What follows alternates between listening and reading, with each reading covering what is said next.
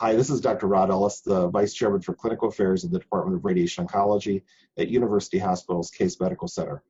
We're presenting today on prostate brachytherapy and the SpaceOAR injection procedure. This is a case study of a patient treated at University Hospital at our Geauga Seidman Cancer Center. The patient presented with a very large prostate gland and was undergoing prostate seed brachytherapy. Due to his skinny body habitus and the need for chronic blood thinners, he was at increased risk for both acute and late rectal toxicity.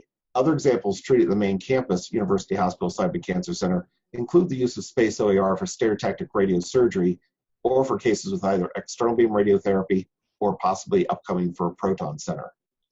These are often used when patients are on additional medications that put them at increased risk for rectal toxicity, such as methotrexate, to treat rheumatoid arthritis.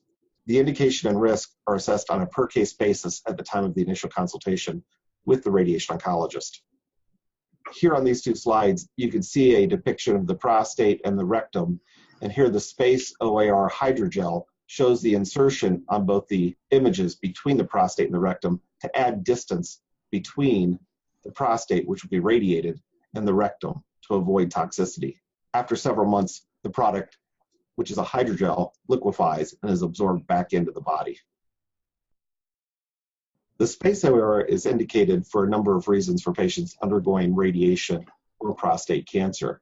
Examples would include a very large gland, chronic blood thinners, thin fatty tissue planes between the prostate and the rectal wall, possibly useful for brachytherapy or stereotactic radiosurgery in appropriately selected cases, in addition to intensity modulated radiotherapy or proton therapy. Comparison with standard procedure and practice, the use of SpaceOAR reduced both acute and late side effects from IMRT, as well as improved rectal quality of life in the initial clinical study. The rates of grade 2 rectal toxicity have improved over the last 10 to 20 years. Originally with 3D conformal radiotherapy in the 1990s, approximately 22% of patients suffered some grade 2 or greater rectal toxicity. With improvements with the delivery of radiotherapy with IMRT, this has decreased to approximately 15%. Radiation proctitis negatively impacts patients' quality of life. It results in perirectal bleeding, increased stool frequency, rectal pain, fecal incontinence, and rectal strictures or fistula can form. And the treatment and repair is costly. On the average, according to Medicare data, over $3,300 per patient. Preparing the patient for the procedure is fairly routine. Patients undergoing SpaceOAR do require a sterile procedure to place the device either in the operating room or under local anesthetic performed by the urologist and radiation oncologist. A rectal probe is used to see the prostate and rectum and guide the SpaceOAR device into the proper position.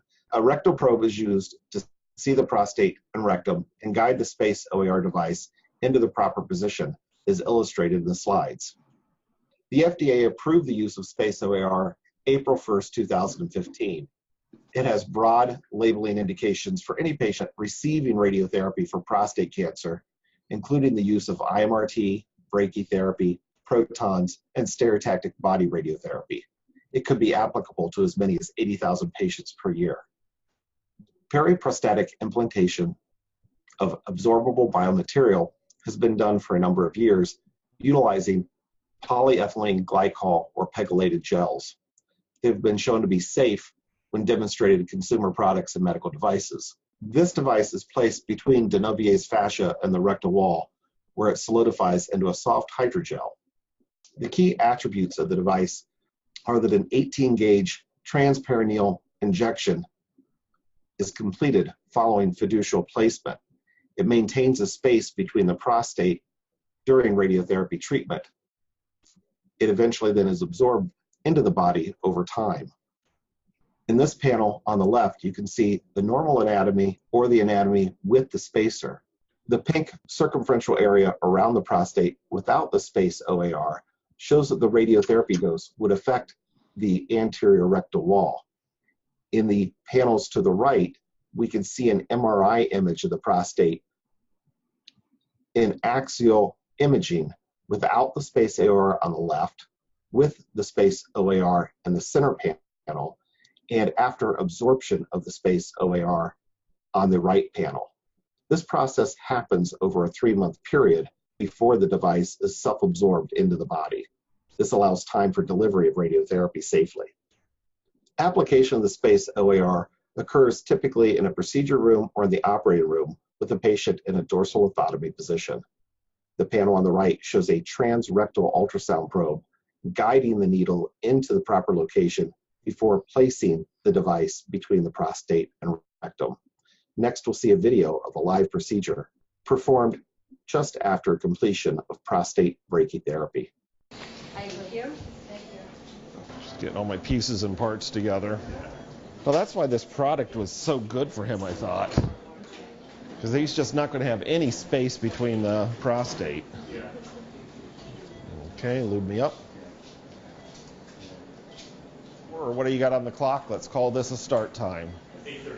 8:34. Sorry, 8:34 probe in. But yeah, you can see he does not have hardly anything for fat between. There's my Foley. There's my base. It looks like we're pretty close. Let me see your image versus my image. I want to see your contours, and I can match to you. What we're seeing here is the contours from his MR plan superimposed on the live ultrasound. Yep. So I can see the prostate is pretty close to where it's supposed to be. I want to adjust that just a little bit on this slice to get the ultrasound right where it's at. I'm going to set my 0 here. Bill, you ready for me to step back and look? There's my first step back. Can you step back one? Okay, let me take my prostate up just a little bit. And that seminal vesicle I see on it. Okay, let's go back to the next one. That looks pretty good. Good. Next. I think that'll get coverage. We may tweak the apex out. Go back one more. Okay, no, that's okay. For the most part, it lines up. It looks to me like the alignment's off just slightly. We'll capture new images on the prostate, I think. I think I'll have to adjust. I could use those volumes, actually, because I could just move and adjust, and then we'll adjust the plan. Okay, now I'm going to flip back. Now it's going to track with me. The encoders that are buried in here are tracking with me. You got that one captured, right? Yeah. Next, capture. Next, capture. Next, capture. Next, capture. Next, capture. Next, capture.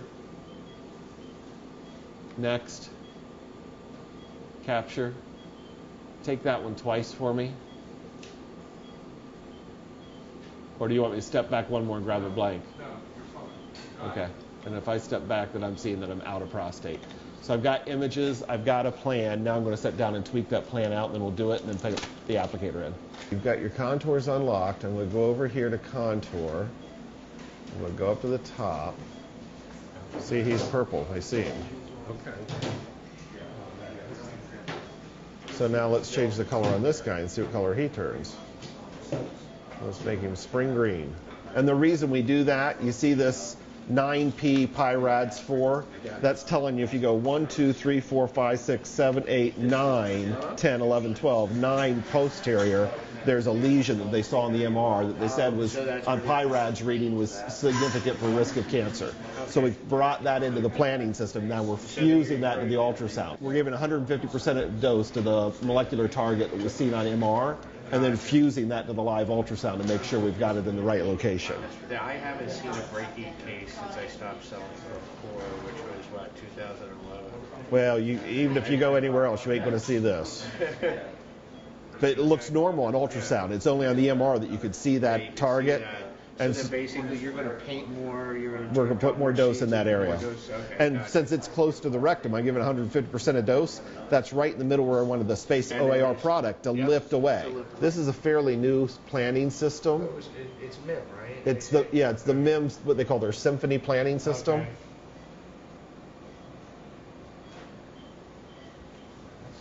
Yeah, now I can take out that PTV, shrink it down, and say, okay, let's put the PTV back in. I'm going to take my PTV out. I'm going to take my prostate out. I'm going to take my urethra and drag it to the right location. We'll put prostate back in. And the ability to do a contour and planning based on contours. Okay. You know, and to bring in image fusion, where MIM has been doing that for years. Varian's product isn't that far developed yet. Now these edges look a little funny. See how they look jaggedy? Because we transferred them over from MR. If I hit the smoothing a couple times, that smooths that out for me. And my PTV, again, I think I could take that down a little bit to spare some of his rectum. Well, I can see the edges of the contour. This contour was from MR, it's just transferred over. I'm just adjusting this to match visually where I see it on the prostate. So, like on this slice, I can see my prostate's out to here. So now I'm going to take my prostate and I'm going to turn the contour back on the tool and I'm going to push that edge out. Right. So this is really customizing the implant for every patient to account for the best of all worlds. I'm getting the molecular imaging to show me where I should be covering. I'm looking at the live image and the ultrasound view as we're doing the procedure. Just to remember, the MRI does not have a patient with a probe. Right. Yeah. Yep.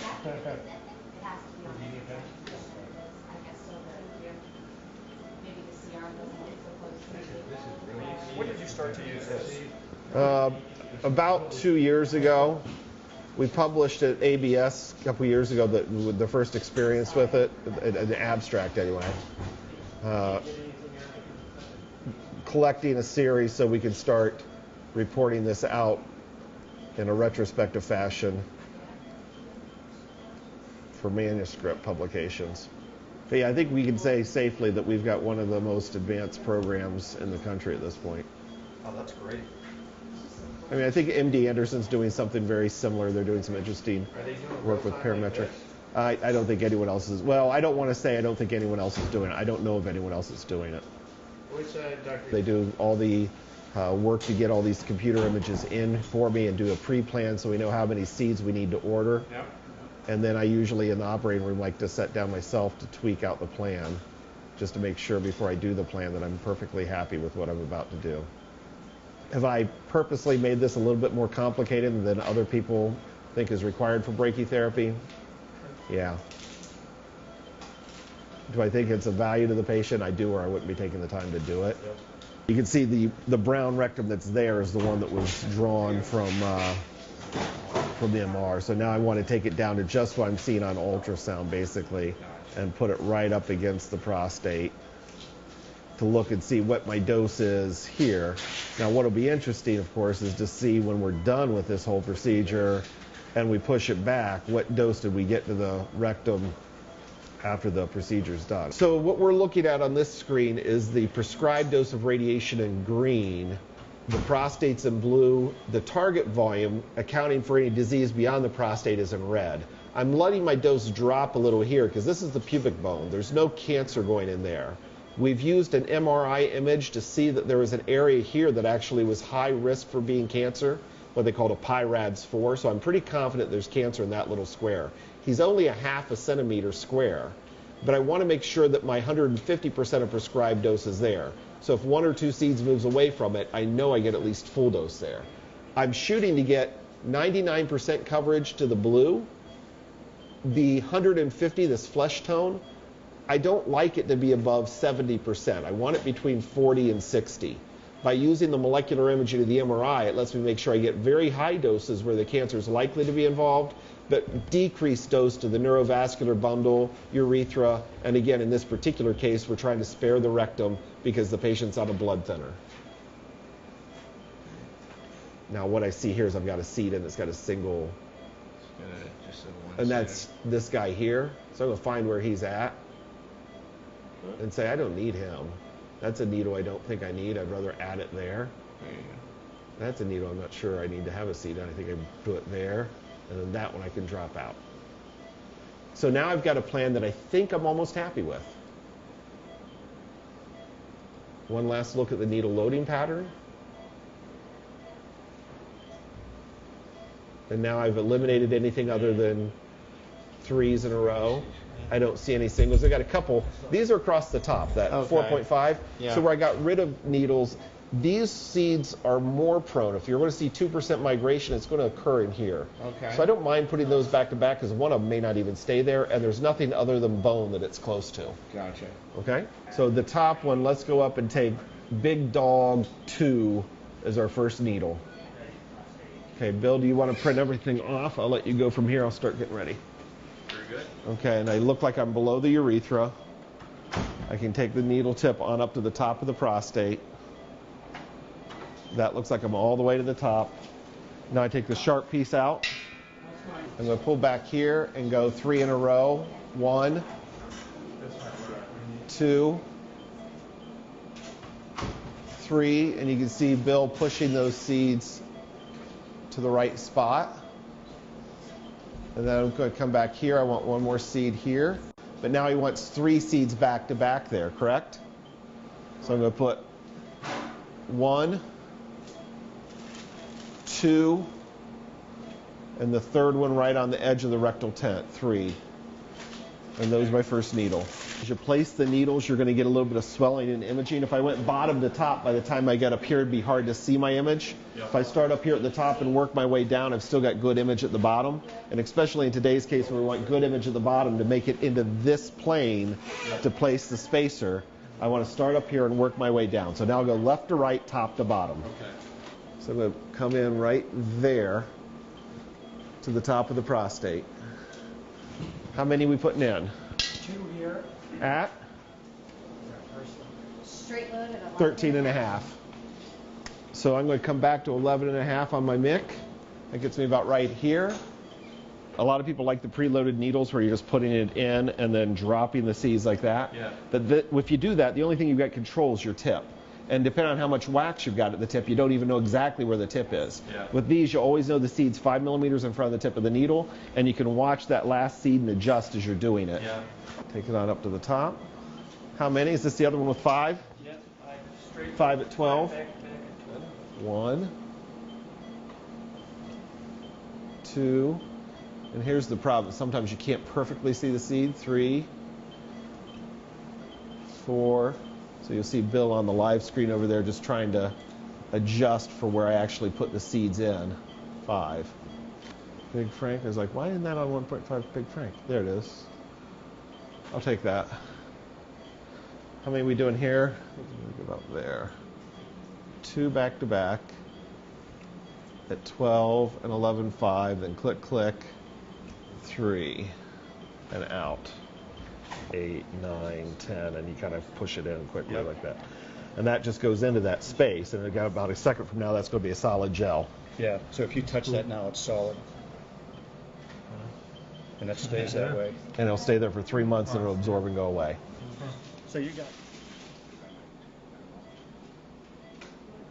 The first thing we'll be doing is placing the Yeah, you'll do the needle. dissection. I'm going to start by Yeah, blue to putting everything blue to blue and getting me the set. bubbles settle out. Right, and then while that's setting, I can get my needle in place. Okay, that's connected, and I'm down. Air out, And shake it for product 10 in. seconds. Yep.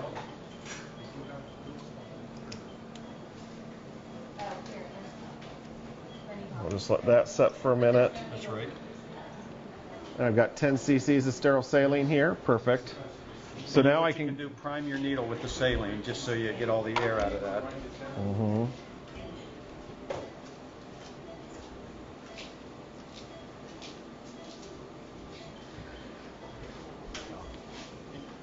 So it looks like if I go right here at D1, that's going to get me right below. I'll pull the needle back a little bit as I do that to open my space out of it.